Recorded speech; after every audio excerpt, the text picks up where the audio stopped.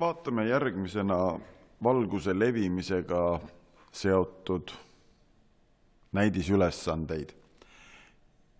Ja kõigepealt siis mõni sõna teooriat. Valgus on elektromagnetlaine, mille laine pikkus on 380 nanomeetri ja 760 nanomeetri vahel. See 380 nanomeetrit vastab siis violetsele ehk lillale valgusele ja 760 nanomeetrit punasele valgusele. Ja nagu lainete puhul ikka, nii ka valguse puhul on laine pikkus lambda ja võnkumiste sagedus F teineteisega pöördvõrdelised ja võrdeteguriks on siis laine levimise kiirus.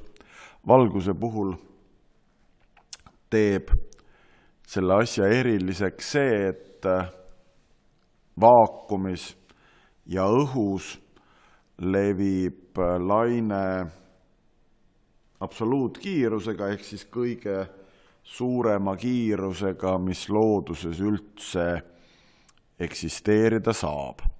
Ja selle kiiruse väärtuseks on siis 300 000 kilomeetrit sekundis ehk 300 miljonit meetrit sekundis. Üldjuhul on teada, et ühtlases ehk homogeenses keskkonnas levib valgus sirgjooneliselt. Mitte homogeenses ehk siis mitte ühtlases keskkonnas kõverjooneliselt. Kui valgus läheb ühest keskkonnast teise, siis ta muudab nende keskkondade eralduspinnal oma levimise suunda ja seda nähtust nimetatakse siis valguse murdumiseks ja valguse murdumist saame me seletada siis asjaoluga, et erinevates keskkondades liigub valgus erineva kiirusega. Ja saab siis näidata seda, et kiiruste suhe keskkondades on täpselt samasugune nagu langemisnurga ja murdumisnurga siinuste suhe. Ja siin ma tahan juhtida tähelepanu sellele, et nurka ei mõõdeta mitte kiire ja pinna vahelt, vaid langemispunkti joonistatud ristsirge ja kiire vahelt. Ja seda siinuste või ka kiiruste jagatist nimetatakse siis keskkondade suhteliseks murdumisnäitajaks ja kui juhuslikult esimeseks keskkonnaks ehk selleks keskkonnaks, kust valgus tuleb, peaks olema vaakum, või ka õhk, siis nimetatakse seda vastavat tegurit absoluutseks murdumisnäitajaks, mis siis ütleb seda, mitu korda liigub valgus antud keskkonnas aeglasemalt kui vaakumis. Aga nüüd siis ülesannete juurde ja aja kokkuhoiu mõttes olen ma lihtsamad ülesanded, aga selle teema juures võikski öelda, ongi kõik ülesanded üsna triviaalsed ülesanded ära lahendanud ja ma kasutan siis lihtsalt seda lahendatud ülesannet selleks, et lahenduskäiku teile seletada. Ja esimesena siis vaatame näidisülesannet, millel on siis tähiseks 2b-d. Ja siin küsitakse siis rohelise valguse sagedust vaakumis, kui rohelise valguse laine pikkus on 500 nanomeetrit ehk 5 korda 10 astmes -9 meetrit. Ja selle ülesande lahendamiseks saame siis kasutada seda laine levimise valemit, avaldades siit sageduse ja pannes siis teisendatud ühikud asemele. Oluline on siis, et me need kilomeetrid sekundis teisendaksime meetriteks sekundis ja laine pikkuse siis meetriteks. Saame, et rohelise laine sagedus on 6 korda 10 astmes 14 hertsi ehk siis 6000 terahertsi. Ja just selle viimase puhul on siis oluline vabandada järgmises ülesandes oleva trükivea eest.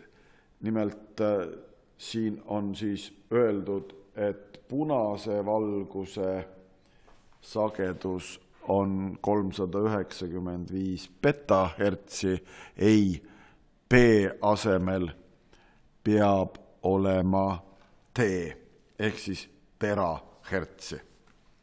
Nii et ülesanne CC on tegelikult siis enam-vähem analoogiline ülesandega BP, täpselt sama valem, arvandmed pisut teised, tuletuskäik sama ja kui nüüd arvu tasemele panna, siis me saame, et punase valguse lainepikkus on pikem kui rohelisel oli, eks ole, rohelisel oli ta 500 nanomeetrit, siin siis 572 nanomeetrit. Ka järgmine näidisülesanne DD kuulub triviaalsete hulka. Siin on antud siis kõigepealt valguse murdumisnäitaja klaasi suhtes ja see on siis absoluutne murdumisnäitaja, ehk siis klaasis liigub valgus 1,5 korda aeglasemalt kui vaakumis. Nii et kui me võtame siis nüüd selle absoluutse murdumisnäitaja valemi, siis eks ole kiiruse keskkonnas saame, kui valguse kiiruse vaakumis jagame murdumisnäitajaga mingis keskkonnas. Pannes arvu tasemele saame, et klaasis liigub valgus 1,5 korda aeglasemalt kui vaakumis, aga see 1,5 korda aeglasemalt tähendab ikkagi 200 miljonit meetrit sekundis, ehk siis teiste sõnadega 200 000 kilomeetrit sekundis. Teemanti kohta on aga öeldud siis kiirus selles keskkonnas ja see on siis 123 000 kilomeetrit sekundis ehk siis 1,23 korda 10 astmes 8 meetrit sekundis. Ja nüüd me peame siis võrdlema valguse kiirust keskkonnas valguse kiirusega vaakumis, ehk siis mitu korda on kiirus vaakumis suurem kui keskkonnas ja tulemuseks saame, et see on 2,4 korda, nii et 2,4 korda liigub valgus teemantis aeglasemalt kui vaakumis.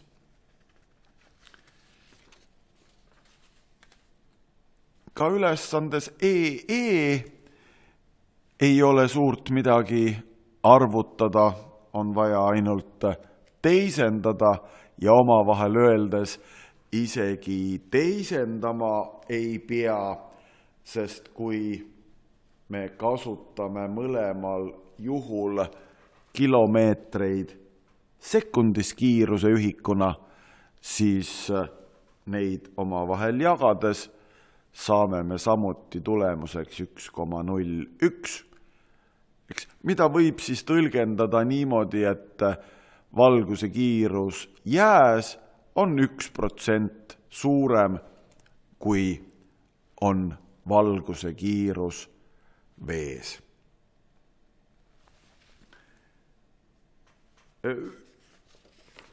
Ülesande FF puhul tuleb olla lugemisel väga tähelepanelik, sest ülesandes on küll öeldud, et murdumisnurk, seda tähistatakse siis kreeka tähega gamma, on 30 kraadi ja murdumisnäitaja 1,5, aga ebatraditsiooniliselt ei küsita meie käest mitte seda, milline on langemisnurk, vaid küsitakse, millise nurga all pinna suhtes valgus langeb. Ja eks ole selleks, et sellele küsimusele vastata, tuleb meil kõigepealt välja arvutada siis see langemisnurga siinus, seejärel kasutada siis kalkulaatoril siinuse pöördfunktsiooni võimalust ja saada siis, et kui siinus on 0,75, siis nurk, millest see siinus 0,75 tuleb, on ligikaudu 49 kraadi, eks? Ja need kaks nurka, langemisnurk ja nurk kiire ja pinna vahel, peavad ju kokku andma täisnurga. Järelikult selle otsitud nurga leidmiseks peame me siis täisnurgast 90 kraadi lahutama siis meie poolt arvutatud langemisnurga 49 kraadi ja saame tulemuseks siis 41 kraadi. Nii et ei saa öelda, et see kiir selle täisnurga poolitab, aga ega väga palju sellest poolitamisest ka puudu ei jää. Ja viimane ülesanne GG räägib meile siis vee all asuvast tuukrist, kes siis taevasse vaadates näeb, et päikesevalgus langeb veepinna suhtes 50 kraadise nurga all. Ja siin peaks siis rõhutama seda, et tuuker, kes asub vee all, ju ei pruugi teada, et valgus üleminekul õhust vette murdub, vaid tema arvates tuleb valgus talle silma otse ja seetõttu arvab ta, et päike on veepinnast 50-kraadise nurga all oma kiiri langetamas. Kuna tipunurgad on võrdsed, siis sellest lausest, et valgus langeb tuukrile silma 50-kraadise nurga all, saame me järeldada seda, et see nurk, mis meid tegelikult huvitab ja millest meil tegelikult kasu on, ehk siis murdumisnurk, on 40 kraadi, sest jällegi see nurk, mille all tuuker näeb valgust langemas ja murdumisnurk kokku peavad andma ju täisnurga. Nii et meie jaoks ülesande lahendamisel pole üldse mitte oluline see, mis nurga all tuuker seda näeb, vaid hoopis see, mis on langemisnurgaks. Ja kui me selle oleme nüüd paika saanud, siis tegelikult läheb see ülesanne edasi täpselt samamoodi, nagu meie eelminegi ülesanne läks. Me kõigepealt siis sellest murdumisseadusest arvutame siinusalfa, mis tuleb siis 0,855. Siis sellest siinusest saame teada nurga, eks ole, ja see on nüüd siis nurk ristsirge ja langeva valguse vahel, ehk langemisnurk on 59 kraadi ja nurk, mida siis meie käest küsitakse, ehk see nii-öelda tegelik päikesevalguse langemisnurk on nüüd meie poolt arvutatud 59 kraadi ja sellest siis see lahutatuna siis täisnurgast, ehk siis me saame teada, et ehkki tuukrile paistab päike olevat veel suures kõrges 50-kraadise nurga all, on ta juba üsna madalale laskunud ja tegelikult võiks siis tööpäeva lõppenuks lugeda ja meie võime ka sellega siis oma ülesande lahendatuks lugeda ja lugeda lõppenuks siis selle teemaga seotud näidisülesannete lahendamise.